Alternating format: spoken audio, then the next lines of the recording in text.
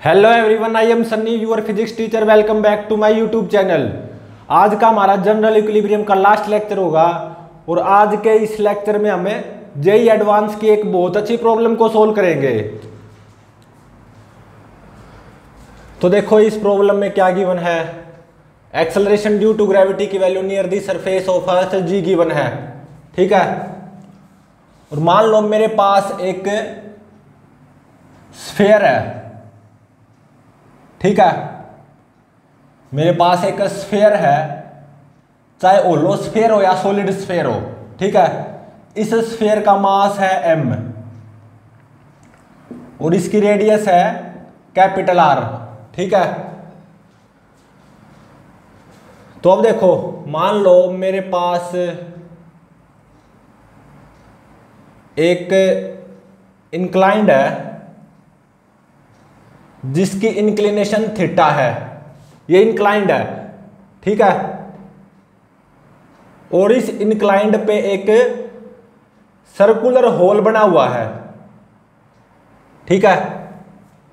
ये क्या है? सर्कुलर होल ऑन इंक्लाइंड, ठीक है। अब देखो, अगर इस सर्कुलर होल का डायमीटर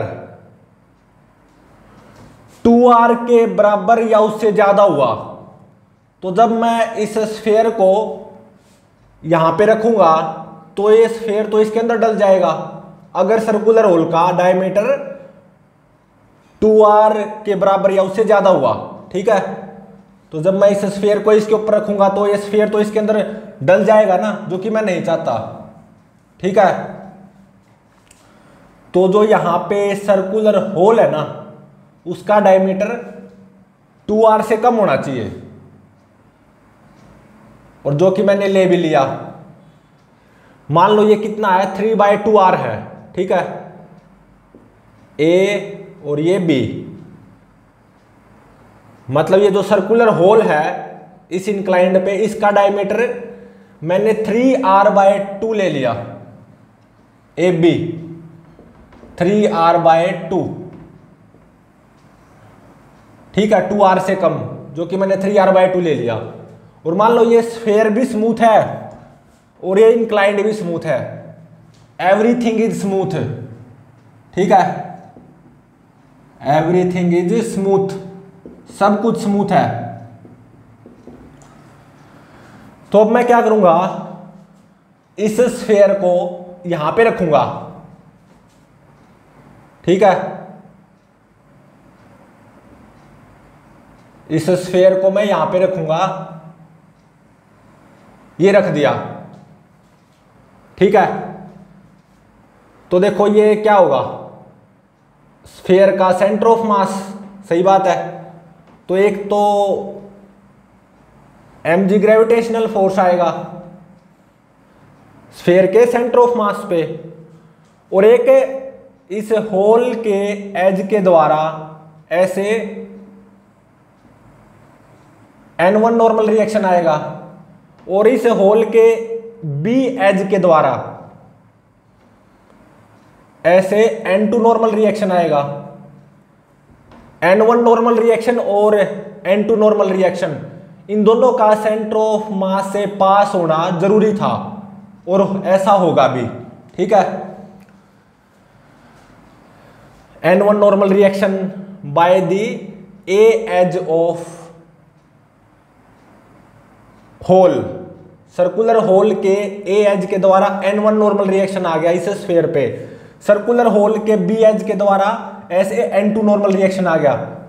देख सकते हो N1 normal reaction, N2 normal reaction, ये कहां से पास हो रहे हैं? सेंटर ऑफ मास से, और ये पास होने भी चाहिए, ठीक है।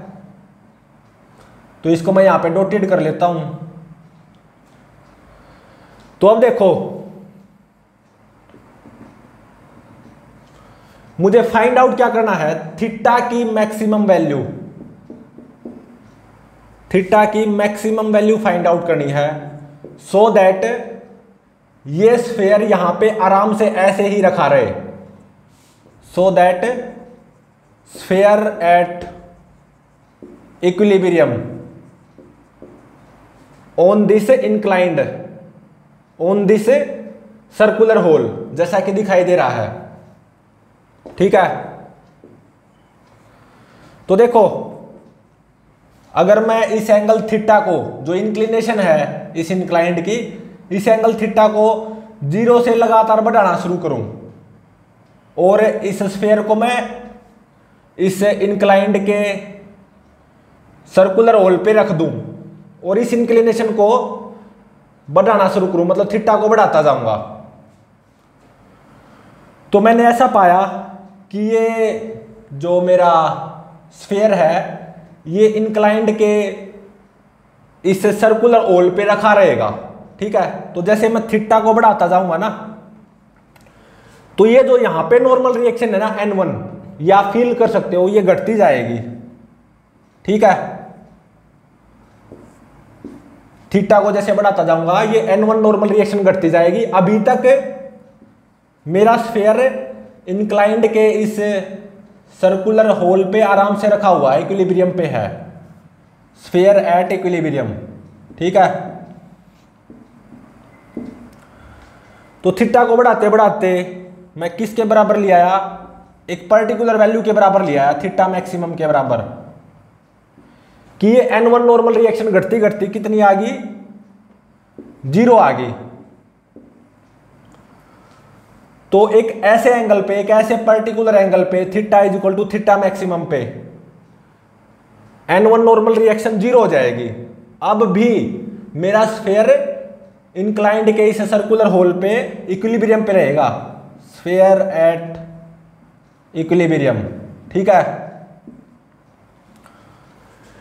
लेकिन अगर एंगल थीटा को मैं अब थोड़ा सा और बढ़ाऊंगा, थीटा मैक्सिमम से थोड़ा सा भी ज्यादा करूंगा, एक पर्टिकुलर लिमिट से थोड़ा सा भी ज्यादा करूंगा, तो यहां पे ऊपर कॉन्टैक्ट लूज हो जाएगा, तो ये स्फीयर नीचे की तरफ आ जाएगा, इसके ऊपर रखा नहीं रहेगा। तो अगर थीटा मैक्सिमम से ज्यादा होगा, थोड़ा सा भी भले ही क्यों ना ज्यादा हो, तो यहां पे कॉन्टैक्ट लूज हो जाएगा, कॉन्टैक्ट लूज एट ए, मतलब sphere will not be at equilibrium, sphere गिरता गिरता नीचे आ जाएगा।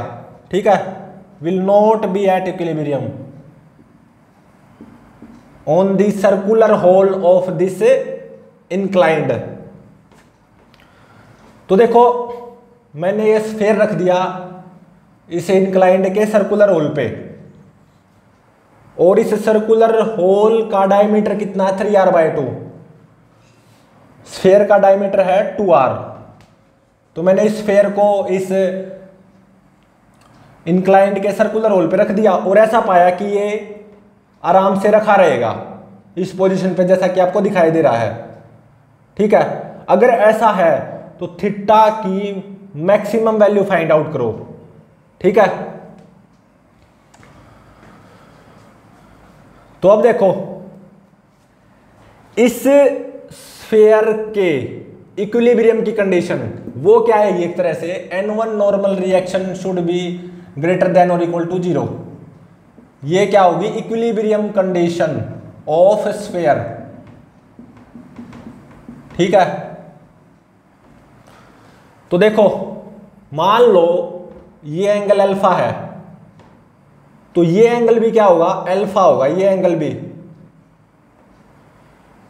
क्योंकि ये भी रेडियस r, ये भी रेडियस r, तो 2 equal sides makes equal angle with third side, तो ये एंगल अल्फा, तो ये एंगल भी क्या हो जाएगा, अल्फा।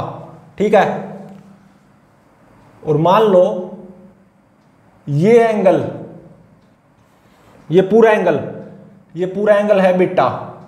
ठीक है, तो देखो अल्फा और बीटा की वैल्यू फाइंड आउट करो, ये फाइंड आउट करनी जरूरी है क्योंकि आगे यूज होंगी यहां पे इस न्यूमेरिकल में। तो कौन सा रूल अप्लाई कर दो, कोसाइन रूल। तो कोस अल्फा किसके बराबर आएगा, cos alpha r² plus 3r/2 का स्क्वायर माइनस आर स्क्वायर, ठीक है, डिवाइडेड बाय 2 इंटू में आर इंटू में 3r/2, ठीक है। तो r square minus r square तो 0 हो गया। तो ऊपर क्या आ गया, 9r²/4, न्यूमरेटर में आ गया 9r² डिवाइडेड बाय 4, ठीक है। और ये 2 से 2 कैंसिल हो गया, और r इंटू में r स्क्वायर से r स्क्वायर कैंसिल हो गया, ठीक है। तो ये देखो कितना आ गया, 9 डिवाइडेड बाय 12, मतलब 3 तिया 9, 3 चौके 12, तो ये आ गया 3/4, ठीक है। तो यहां से अल्फा कितना आ जाएगा, कोस इनवर्स 3/4, और ये कितना आएगा 41.4 डिग्री फ्रॉम कैलकुलेटर, ठीक है। तो अब देखो ये ट्राइंगल देखो, ये वाली, इस ट्राइंगल में क्या होगा, alpha plus alpha 2 alpha plus beta should be equal to 180 degree, सही बात है। तो यहां से बीटा की वैल्यू क्या आ जाएगी, 97.18 डिग्री, ठीक है। अल्फा की ये वैल्यू यहां पे पुट कर दो तो बीटा की वैल्यू आ जाएगी 97.18 डिग्री, ठीक है। तो अब देखो, मान लो ये एंगल, ये वाला एंगल मान लो गामा है, ये वाला एंगल मान लो क्या है, गामा है। तो अब इस गामा को भी फाइंड आउट करो, ठीक है। तो देखो ये एंगल थीटा, तो ये एंगल कितना हो गया थीटा, तो ये एंगल कितना हो गया 90 माइनस थीटा, सही बात है। तो अब देखो कौन सी ट्राइंगल लो, ये वाली ट्राइंगल लो, तो alpha plus 90 minus theta plus this angle gamma should be equal to 180 degree, ठीक है। तो देखो गामा की वैल्यू यहां से क्या आ जाएगी, 180 में से 90 गए 90, और माइनस अल्फा प्लस थीटा, ठीक है, माइनस अल्फा प्लस थीटा, ठीक है। ये आ गई गामा की वैल्यू, ये भी निकालनी जरूरी थी क्योंकि इसका यूज होगा आगे।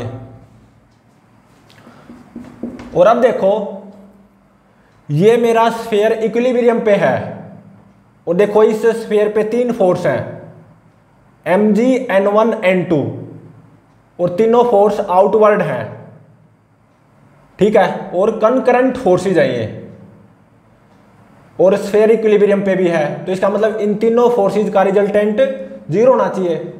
तो मैं यहां पे लेमीज थ्योरम अप्लाई कर दूंगा, ठीक है।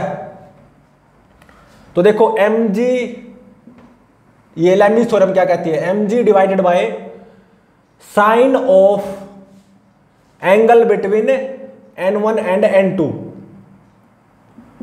n1 और n2 के बीच में एंगल कितना आएगा। तो देखो ये पूरा एंगल बीटा है, तो ये एंगल भी क्या हो जाएगा, बीटा हो जाएगा, सीधी सी बात है।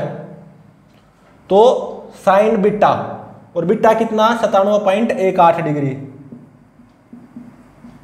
और साइन 97.18 डिग्री, इसकी वैल्यू क्या आएगी 0.9921। ये किसके बराबर होगा, n1 divided by sine of angle between n2 and mg, ठीक है। तो अब देखो n2 और mg के बीच में एंगल फाइंड आउट करना होगा, और वो यहां पे पुट होगा, ठीक है। देखो ये पूरा एंगल कितना है बीटा, सही बात है। तो ये कितना हो गया 180 माइनस बीटा, ठीक है। तो ये 180 माइनस बीटा है अगर, तो ये एंगल कितना हो जाएगा 180 माइनस बीटा, सही है। तो देखो mg और n2 में एंगल फाइंड आउट करना है, तो वो क्या हो जाएगा 180 minus beta this angle plus this angle, और ये एंगल क्या था गामा। तो यहां पे जो एंगल आएगा वो क्या होगा 180 minus beta plus gamma. Gamma कितना 90 माइनस अल्फा प्लस थीटा। तो 180 माइनस बीटा कितना 97.18 डिग्री प्लस 90 माइनस अल्फा कितना 41.4 प्लस थीटा। तो ये टोटल एंगल कितना आएगा, ये आएगा 131.4 प्लस थीटा, ठीक है। ये आएगा 131.4 प्लस थीटा। मतलब mg और n2 में ये जो एंगल आएगा ये कितना आया 131.4 प्लस थीटा। ये किसके बराबर होगा n2 divided by sine of angle between mg and n1। यहां पे कौन सा एंगल होगा mg और n1 के बीच का एंगल, और वो कैसे फाइंड आउट करूं। देखो ये एंगल 180 माइनस बीटा, सही है। तो ये एंगल प्लस दिस एंगल, मतलब 180 minus beta this angle plus this angle plus this angle, ये क्या हो जाएगा mg और n1 के बीच का एंगल, ठीक है। और वही यहां पे पुट करना है। तो ये एंगल तो 180 माइनस बीटा होगा। अब ये एंगल कितना होगा, ये और फाइंड आउट कर लो, वो यहां पे पुट होगा। और ये टोटल क्या आएगा mg और n1 के बीच का एंगल। तो ये एंगल जो बच गया वो यहां पे पुट होगा, ठीक है। और ये एंगल क्या आएगा, देखो ये पूरा एंगल, ये क्या था बीटा, बीटा में से गामा घटा दो, इतना एंगल गामा और ये पूरा एंगल बीटा, बीटा में से गामा सब्ट्रैक्ट कर दो तो ये एंगल आ जाएगा, ठीक है। तो प्लस बीटा माइनस गामा, ठीक है। तो अब देखो माइनस बीटा प्लस बीटा तो खत्म हो गए। तो ये एक तरह से कितना आ गया 180 माइनस गामा, ठीक है। प्लस बीटा माइनस बीटा खत्म है, तो 180 माइनस गामा आ गया।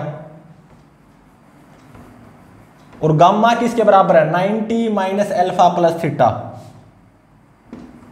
90 माइनस अल्फा प्लस थीटा।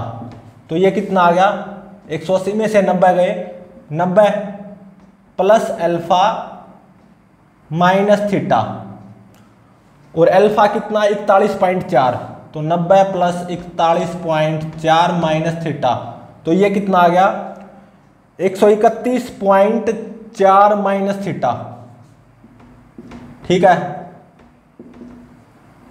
यहां पे ये मैंने लेमी थ्योरम अप्लाई किया है इस स्फीयर पे, क्योंकि स्फीयर इक्विलिब्रियम पे है और स्फीयर पे तीन ही फोर्स एक्ट कर रहे हैं और तीनों कंकरेंट हैं और आउटवर्ड हैं mg n1 n2। इन तीनों का रिजल्टेंट 0 होना चाहिए, तभी तो नेट फोर्स 0 होगा स्फीयर पे।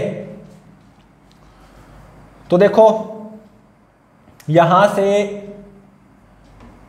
n2 की वैल्यू वो क्या आएगी, किन दोनों को इक्वेट करके आएगी n2 की वैल्यू, इसको और इसको इक्वेट करके n2 की वैल्यू कितनी आएगी, ये आएगी mg डिवाइडेड बाय 0.9921 इंटू में साइन 131.4 माइनस थीटा, ठीक है।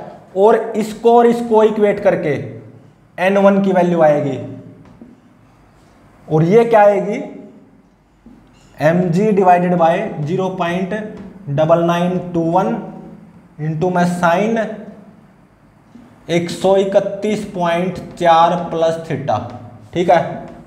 ये n1 की वैल्यू आ गई और ये n2 की वैल्यू आ गई। तो अब देखो इस स्फीयर के इक्विलिब्रियम की कंडीशन क्या है, n1 normal reaction should be greater than और इक्वल टू 0। ठीक है, मतलब ये स्फीयर इस इंक्लाइंड के सर्कुलर होल पे आराम से रखा रहे। मतलब इस स्फीयर के इक्विलिब्रियम की कंडीशन क्या है, n1 normal reaction should be greater than और इक्वल टू 0, और n1 नॉर्मल रिएक्शन मेरी ये निकल के आई है। ठीक है, तो क्या करो, n1 must be greater than और इक्वल टू 0, इक्विलिब्रियम की कंडीशन अप्लाई कर दो। तो देखो n1 नॉर्मल रिएक्शन ये आई है, और ये 0 या 0 से ज्यादा कब होगी, जब साइन 131.4 प्लस थीटा ये 0 या 0 से ज्यादा होगा। साइन 131.4 प्लस थीटा जब ये ग्रेटर देन और इक्वल टू 0 होगा ना, तभी तो n1 ग्रेटर देन और इक्वल टू 0 होगा। अब देखो साइन ऑफ एनी एंगल 0 या 0 से ज्यादा कब होता है, जब वो एंगल 180 डिग्री के बराबर या उससे कम होता है। तो 131.4 plus theta must be less than और इक्वल टू 180। तो यहां से क्या आ गया, theta must be less than और इक्वल टू 48.6 डिग्री। ठीक है, तो थीटा की maximum value so that this sphere remains at equilibrium on the circular hole of the inclined। Theta की वो मैक्सिमम वैल्यू कितनी आ गई, 48.6 डिग्री। ये मेरा आंसर हो गया। ठीक है, तो मतलब मान लो मेरे पास एक स्फीयर है, चाहे होलो स्फीयर हो या सॉलिड स्फीयर हो, उसकी रेडियस r है। ठीक है, और इस इंक्लाइंड पे एक सर्कुलर होल बना हुआ है जिसका डायमीटर 3r/2 है। ठीक है, और अब मैं क्या करूंगा, इस इंक्लाइंड के सर्कुलर होल पे इस स्फीयर को आराम से रख दूंगा, और मुझे क्या मिले कि ये स्फीयर इस इंक्लाइंड के सर्कुलर होल पे आराम से रखा रहे। तो ऐसा कब होगा, जब ये एंगल थीटा 48.6 डिग्री के बराबर या उससे कम होगा। ठीक है, तो थीटा की maximum value so that this sphere remains at equilibrium on the circular hole of this inclined, वो कितनी आ गई, 48.6 डिग्री। ये मेरा आंसर हो गया। मतलब देखो अगर थीटा 48.6 डिग्री से ज्यादा हुआ और मैं इस स्फीयर को इस सर्कुलर होल पे अगर रखूंगा ना, तो ये स्फीयर इक्विलिब्रियम पे नहीं रहेगा, ये स्फीयर गिरता गिरता नीचे आ जाएगा। ठीक है, तो थीटा की maximum value so that this sphere remains at equilibrium on the circular hole of this inclined, वो कितनी होगी, 48.6 डिग्री। मतलब अगर थीटा 48.6 डिग्री के बराबर या उससे कम है और इस स्फीयर को मैं इंक्लाइंड के इस सर्कुलर होल पे आराम से रखूं, तो ये इसके ऊपर आराम से रखा रहेगा। ठीक है, इक्विलिब्रियम पे। तो प्लीज चैनल को लाइक, शेयर और सब्सक्राइब जरूर करें।